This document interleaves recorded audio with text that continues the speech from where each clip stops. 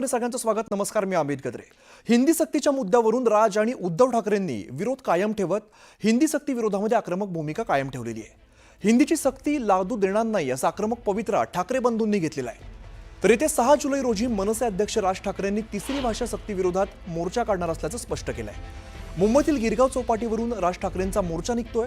तर या मोर्चामध्ये सहभागी होण्यासाठी महाराष्ट्राचं हित पाहणाऱ्या सर्वच राजकीय पक्षांशी बोलणार असं राज ठाकरेंनी सांगितलंय. या मोर्चामध्ये कोण कोण येतंय पाहायचंय असं राज ठाकरेंनी सांगितलंय. तर दुसऱ्या दिवशी म्हणजेच 7 जुलैला मराठी समन्वय समितीचा मोर्चा असणार आहे आणि उद्धव ठाकरेंनी आपण हिंदी सक्ती विरोधातल्या सर्वच आंदोलनांना आपण पाठिंबा देत असल्याचं स्पष्ट केलेलं आहे आणि या सर्वच आंदोलनात सहभाग घेऊन हिंदी सक्ती मोडून काढू असं त्यांनी स्पष्ट केलंय. त्यामुळे मुद्द्यावरून ठाकरे बंधू यांचे सूर जुळणार का याकडे अवघ्या राज्याचं लक्ष आहे.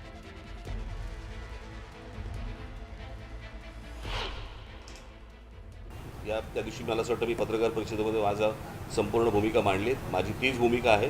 या संपूर्ण गोष्टीला आमचा पूर्णपणे विरोध असेल, आहे, राहणार.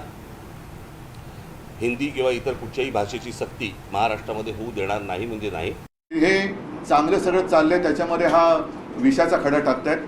कारण हिंदी भाषेला विरोध आम्ही केलेला नाही, पण हिंदी सक्तीला विरोध आमचा आहे आणि तो राहणार. त्यांना सुद्धा आता बाळासाहेबांचे विचार काय आहेत हे मराठीतून पुन्हा सांगण्याची वेळ आलेली आहे.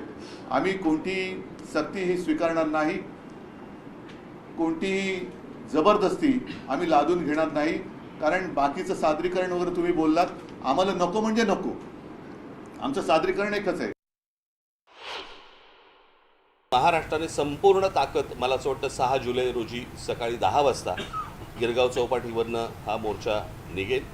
सरकारला ही गोष्ट कळली. रविवार एवढ्यासाठी निवडला आहे कारण विद्यार्थ्यांना आणि पालकांना यायला जमेल म्हणून, आणि त्याच्यासाठी म्हणून रविवार हा निवडलेला आहे. बाकीच्या राजकीय पक्षांशी देखील मी चर्चा करणार आहे, त्यांच्याशीही मी बोलणार आहे आणि सर्वांनी मला असं वाटतं महाराष्ट्रातल्या प्रत्येकाने याच्यामध्ये सामील व्हावं.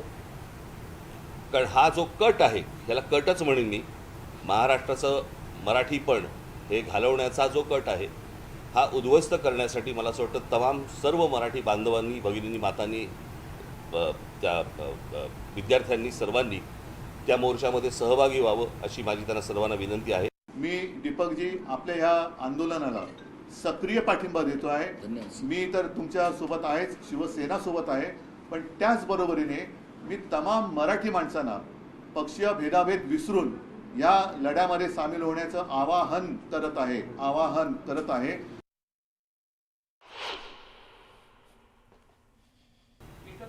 महाराष्ट्रातले राजकीय पक्ष म्हटलं आल्यानंतर ते पण आलेच ना, त्यांच्याशीही बोलणार, त्यांच्याही लोकांशी बोलणार. आमची माणसं त्यांच्याशी लोकांशी बोलणार. तुम्हाला आठवत असेल की ज्याच्यावरती इतके दिवस जे तुमचं जे चालू होतं ना सगळं, ते माझं वाक्य आपण लक्षात घ्या. कुठच्याही वादा आणि भांडणापेक्षा महाराष्ट्र मोठा आहे. हे तुम्हाला वाक्य 6 तारखेला कळेल. कारण 2च आंदोलनं करून हे आंदोलन काय थांबणार नाही. हे आंदोलन पुढे जोपर्यंत ही सक्ती मागे घेतली जाणार नाही तोपर्यंत ते चालू राहील. तसं पाहिलं तर मुळामध्ये हा विषय 5 मिनिटांमध्ये संपण्यासारखा आहे. मुख्यमंत्र्यांनी जर का जाहीर केलं की मी माझ्या राज्यामध्ये हिंदीची सक्ती करणार नाही, होऊ देणार नाही, त्याच्यासाठी सादरीकरण करण्याची काही गरज नाही. राष्ट्रीय शिक्षण धोरण जे आहे त्याच्यामध्ये देखील अशा प्रकारची कुठचीही गोष्ट समावेश केलेला नाही आहे. त्यांनी ते राज्यांवरती टाकलेली गोष्ट आहे आणि राज्यांवरती टाकलं असताना हे का करतायत किंवा ह्यांना का करायचं मी हे अजून अनाकलनीय आहे. आम्हाला त्रिभाषा सूत्रच मान्य नाहीये. काय करायचं? संघटना किंवा अंतिम निर्णय होईल. देशामध्ये पुन्हा एकदा सांगतो, देशामध्ये संघ राज्य पद्धती आहे. मणिपूरची सुद्धा एक भाषा आहे, आसामची एक भाषा आहे, बंगालची एक भाषा आहे. मग एवढ्या सगळ्या भाषा असताना त्रिसूत्रीच का? त्रिभाषा सूत्री का? मग 20 भाषा सूत्री ठेवा, 25 भाषा सूत्री ठेवा. मग एक कोणतं सूत्र तुम्ही कशासाठी काढताय? सगळं चाललंय, कोणाचं कोणा वाचून अडत नाहीये, सक्ती वाचून अडत नाहीये, तर तुम्ही ही जबरदस्ती का करताय? दरम्यान शालेय शिक्षण मंत्री दादा भुसे यांनी शिवतीर्थ या निवासस्थानी राज ठाकरेंची भेट घेतली आणि तृतीय भाषेच्या सक्तीवर मनसेने आक्रमक भूमिका घेतली आहे. या बैठकीनंतर दादा भुसेंनी राज ठाकरेंची भेट घेऊन राज्य सरकारची भूमिका समजावून सांगितली. मात्र हिंदी भाषा भाषासक्तीबाबतचा सरकारचा निर्णय फेटाळून लावलाय. तर या बैठकीनंतर राज ठाकरे यांनी पत्रकार परिषद घेत पुढील दिशा सांगितली. हिंदी भाषा सक्ती विरोधात 6 जुलैला मनसेने मोर्चाचं आयोजन केलं आणि या मोर्चात मोठ्या प्रमाणात मराठी माणसं विद्यार्थ्यांना मोठ्या प्रमाणात सहभागी होण्याचं आवाहन केलेलं आहे. मराठी माणसाच्या मनात काय हे सर्व राज्याला या मोर्चामधून कळू देत असंही राज ठाकरेंनी सांगितलंय. महाराष्ट्र राज्याचे शिक्षण मंत्री दादा भुसे आता माझ्याकडे येऊन गेले. त्यांची भूमिका त्यांनी सांगण्याचा प्रयत्न केला. जी संपूर्ण भूमिका मी पूर्णपणे फेटाळून लावली आणि आम्हाला ते मान्य नाही म्हणून सांगितलं. राज ठाकरे साहेबांनी सांगितलं आहे की ज्या पद्धतीने आता देशव्यापी जे काही गुण काउंट केले जाणार आहेत वेगवेगळ्या क्षेत्रातले, मग त्याच्यामध्ये कला क्रीडा यांनाही मानांकन असणार आहेत, तर त्यांचाही समावेश करा, स्वागतार्ह सूचना आहे. पण हिंदीच्या संदर्भामध्ये त्यांनी स्पष्टपणे त्या ठिकाणी म्हणजे नको अशा पद्धतीची भूमिका त्यांनी ठेवलेली आहे. तिसऱ्या भाषेच्या संदर्भामध्ये शासनाच्या वतीने ही भूमिका महाराष्ट्राच्या विद्यार्थ्यांच्या हिताच्या दृष्टिकोनातून कशा पद्धतीने घेण्यात आलेली आहे महत्त्वाचं आहे. हे आम्ही माननीय राज ठाकरे साहेबांच्या समोर ठेवलेलं आहे. चर्चा संपन्न झालेली आहे. मला वाटतं की या क्षणाला तर त्यांना या गोष्टी मान्य नाहीत असं दिसतं आहे. ज्या हिंदी भाषेबाबत जे काही अगोदर अनिवार्य कंपल्सरी होतं ते तर आपण काढून टाकलेलं आहे. म्हणजे हिंदी भाषा अनिवार्य होणार नाही हे नक्की झालेलं आहे. अनिवार्य केलं जाणार नाही हेही नक्की झालेलं आहे. फक्त ज्या लोकांनी काही सूचना केलेल्या आहेत त्या सूचना ज्यांनी केल्या, ज्यांनी आक्षेप घेतलेले आहेत त्यांच्याबरोबर चर्चा करणं देखील क्रमप्राप्त आहे. आणि म्हणून दादा भुसे हे राज ठाकरे साहेबांशी भेटले, त्यांच्याशी चर्चा झाली आणि त्याचबरोबर इतरही जे लोक आहेत त्यांच्याशी चर्चा करतील, आपल्या मीडियाशी देखील ते इंटरॅक्शन करतील. दरम्यान शालेय अभ्यासक्रमामध्ये हिंदी सक्ती विरोधात उद्धव ठाकरेंनी सुद्धा रणशिंग फुंकलेला आहे. त्रिभाषा सूत्र देशातील किती राज्यात सुरू आहे असा परखड सवाल करत उद्धव ठाकरे यांनी हिंदी विरोधामध्ये रणशिंग फुंकलंय. एक भाषा सूत्र का करत नाही, हिंदीची सक्ती का करत आहात असा सवाल उद्धव ठाकरेंनी उपस्थित केलाय. तर सक्तीने कोणतीही भाषा लादून घेणार नाही असा सज्जड दम सुद्धा ठाकरेंनी भरलाय. त्यामुळे मनसेनंतर आता उद्धव ठाकरे सेनेचा रोष सरकारला सहन करावा लागणार आहे. आता ही भाषिक आणीबाणी ते लागत आहे. ही भाषिक आणीबाणी आहे आणि त्याचा विरोध हा आम्ही तर करणार आहोत.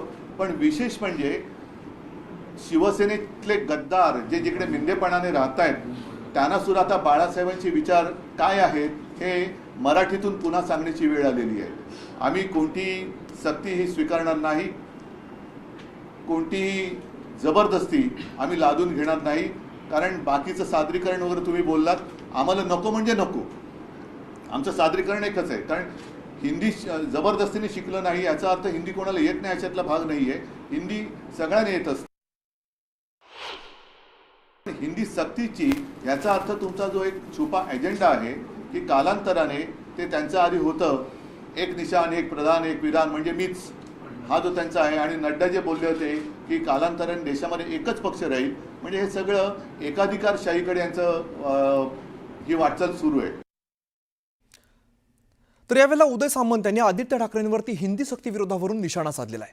जेवढ्या भाषा तुम्हाला येतील ते चांगलं असतं असा 3 वर्षांपूर्वीचा आदित्य ठाकरे यांचा व्हिडिओ उदय सामंतांनी पत्रकार परिषदेमध्ये दाखवलेला आहे. तर हिंदी अनिवार्य करावं असं सरकारचं धोरण नाही असं मत उदय सामंत यांनी व्यक्त केलं आहे.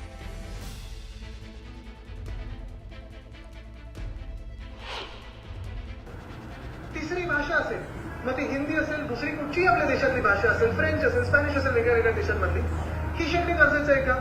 वैयक्तिक मत तुम्ही मला विचाराल तर जेवढ्याही भाषा तुम्हाला येतील तेवढं चांगलं असतं. कारण देशात असेल, जगात असेल, तुम्ही कुठेही बघा, व्यवहार करण्यात असेल, प्रगती ज्यांची ज्यांची होते त्यांना अनेक भाषा येतात. आपल्याकडे पण तुम्ही सगळ्यात कठीण जर परीक्षा पाहाल तर ती युपीएससी IAS मला याच्यावर टीका टिप्पणी करायची नाहीये. हे त्यांची भूमिका आदित्यजींची त्यावेळी तशी का होती, ते तसं त्यावेळी का बोलले, त्यांच्या मनामध्ये काय होतं, त्यांचं वैयक्तिक मत काय होतं, त्याच्यावर मला अजिबात टीका टिप्पणी करायची नाही. परंतु मला याच्यातनं एकच दाखवायचं आहे की 3 वर्षापूर्वी असलेली भूमिका आज मुंबई महानगरपालिका आल्यानंतर कशा पद्धतीनं बदलते याचं मूर्तिमंत हे उदाहरण आहे. की आदित्य ठाकरेंचाही एक व्हिडिओ व्हायरल होतो ज्याच्यामध्ये त्यांनी त्रिभाषी सूत्रीचा अवलंब करावा असे मागणी केलेली होती. आणि आता उद्धव ठाकरे आदित्यच्या विरोधात वेगळी भूमिका मांडतायत. म्हणजे खरं म्हणजे हा दुटप्पीपणाची भूमिका झाली. पण सरकार कुठलीही दुटप्पीपणाची भूमिका घेणार नाही. ज्यांनी कोणी घेतली असेल त्यांच्या काळामध्ये त्याच्यावर आम्ही काही जात नाही. कोण काय म्हणालं, कोणी काय निर्णय घेतला, आम्ही कधी सरकार म्हणून जो निर्णय घेतो तो जनतेच्या हिताचा घेतो, सर्वसामान्य माणसाच्या हिताचा घेतो आणि यामध्ये देखील सगळ्यांशी चर्चा करून अंतिम निर्णय जो काही आहे या महाराष्ट्रातल्या जनतेच्या, महाराष्ट्रातल्या विद्यार्थ्यांच्या हिताचाच निर्णय आम्ही घेऊ. दरम्यान प्राथमिक शिक्षणामध्ये हिंदी सक्ती करू नये, देशातला एक मोठा वर्ग हिंदी भाषा बोलतो हे जरी खरं असलं तरी सुद्धा मुलांच्या एका विशिष्ट वयामध्ये तो किती भाषा आत्मसात करू शकेल याचा विचार सुद्धा करावा लागेल. त्यामुळे मातृभाषा बाजूला पडली तर याचा उपयोग होणार नाही. त्यामुळे 5वीच्या आधी हिंदी सक्ती करण्याचा हट्ट सरकारने सोडावा असं वक्तव्य शरद पवार यांनी केलंय. सर्वपक्षीय नेते एकत्र यावेत असं राज ठाकरे म्हणाले असतील तर राज ठाकरेंनी विचारलं तर त्याबाबत विचार करू, आमचा अप्रोच निगेटिव्ह नसेल असंही पवार म्हणाले. हिंदी भाषेचा संबंधीचा हट्ट सरकारने सोडावा. त्या ठिकाणी मातृभाषा हीच महत्वाची पाहिजे आणि त्याच्यानंतर पुढं जे काही करायचं असेल तर 5वीच्या नंतर कुटुंबाचे लोक त्याचा निर्णय घेतील. त्याला आमचा विरोध नाही. बोलून द्या, बोलल्याच्या नंतर चर्चा करू. आमचा अप्रोच निगेटिव्ह नाही.